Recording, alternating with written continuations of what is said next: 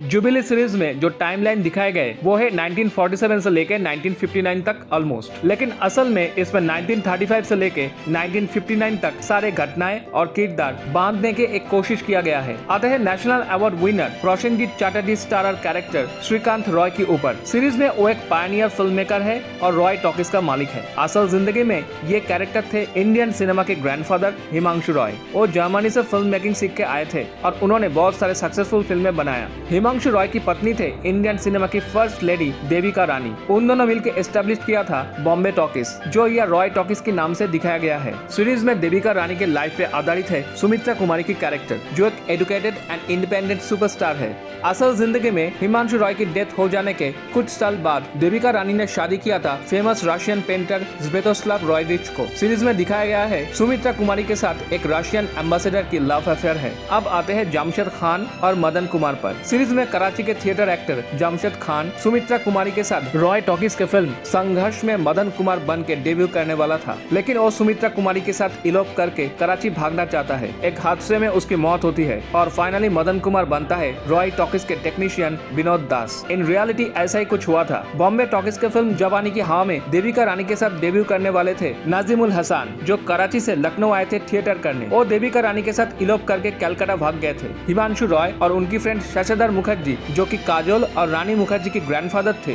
वो दोनों कलकत्ता गए थे उनको ढूंढने। वो लोग ग्रैंड होटल में मिले और फाइनली शशिधर मुखर्जी ने देविका रानी को समझा के फिर बॉम्बे भेजा। सीरीज में ये काम लैब टेक्नीशियन विनोद दास करते हैं। नाजिमुल हसन उसके बाद कलकत्ता में ही रह गए और फिल्म और थिएटर में काम करते रहे। अब इस सीरीज में जैसे दिखाते हैं, विनोद दास जमशेद खान को बेरहमी से मारते हैं और श्रीकांत रॉय ट्रेन में आके सुमित्रा को पकड़ते हैं। इन रियलिटी ऐसे ही सिमिलर थीम थी नाजिमुल हसन और देविका रानी स्टारर फिल्म जवानी की हवा फिल्म की, जहाँ पे दो प्रेमी ट्रेन में भागते हैं और लड़की का बाप आके उन लोगों को ट्रेन में पकड़ते हैं और बाद में ट्रेन में एक मर्डर होता है। बहुत खूबसूरती से जुबिली में ये रियल स्टोरी और रियल स्टोरी को मिक्स किया गया है। अब आते हैं विनोद दास के ऊपर, जो रॉय टॉकीज में टेक्नीशियन थे और किस्मत से बनते हैं सुपरस्टार मदन कुमार। वास्तव में एक कैरेक्टर है सुपरस्टार अशोक कुमार, जिनका असली नाम था कुमुद लाल, जो बॉम्बे टॉकीज में लैब टेक्नीशियन थे।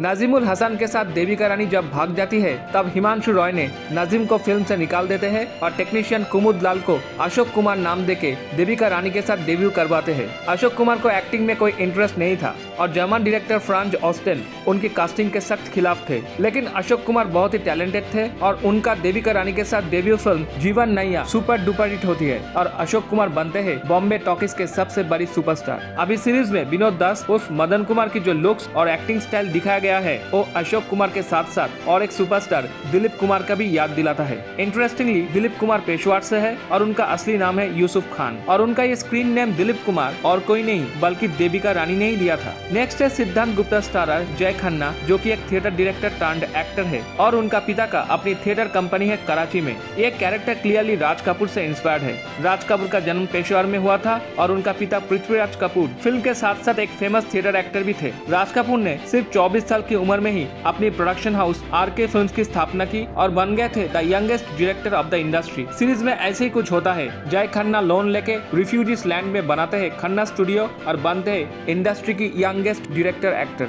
राज कपूर अपनी लेजेंडरी फिल्म करियर में ज्यादातर आम इंसान, गरीब आदमी, लेकिन दिल का सच्चा और इंस्पायरिंग कैरेक्टर प्ले करते थे, जो कि चार्ली चैपलिन से काफी इंस्पायर्ड था। उनकी यही सोशलिस्ट इमेज की वजह से रशियन गवर्नमेंट ने उनके फिल्मों को बहुत सराहना किया और पूरे रशिया भर में उनके फिल्मों को रिलीज किया गया। वो इंडिया में जितने पॉपुलर थे उतने ही रशिया में भी पॉपुलर थे। जुबिली में ऐसा ही कुछ दिखाया गया, जहाँ पे सोशलिस्ट फिल्म बनाने के लिए रूस गवर्नमेंट से जय खन्ना को फाइनेंस किया जाता है। इस कैरेक्टर में और एक लेजेंडरी फिल्म मेकर का भी शेड्स है, जो है गुरुदत्त। जय खन्ना के आर्टिस्टिक फिल्म मेकिंग की स्टाइल्स और किरदार में गुरुदत्त दिखाई देते हैं। गुरुदत्त और उनके हीरोइन वाहिदा रहमान के बीच relationship was one of the most tragic love stories of all the time. Pyaasa के दौरान फैमिली के दबाव से गुरुदत्त को वाहिदा रहमान से रिश्ता तोड़ना पड़ा। वेब सीरीज में जय खन्ना नीलूफर से प्यार करता था, शादी करना चाहता था, लेकिन अपनी फैमिली के दबाव से शादी नहीं कर सके। अब आते हैं मोस्ट इंटरेस्टिंग कैरेक्टर नीलूफर पे, जिसने उस समय की बहुत सारे फीमेल एक्ट्रेस जैसे बेगम अख्तर, मीना कुमारी, वाहिदा रहमान, मधुबाला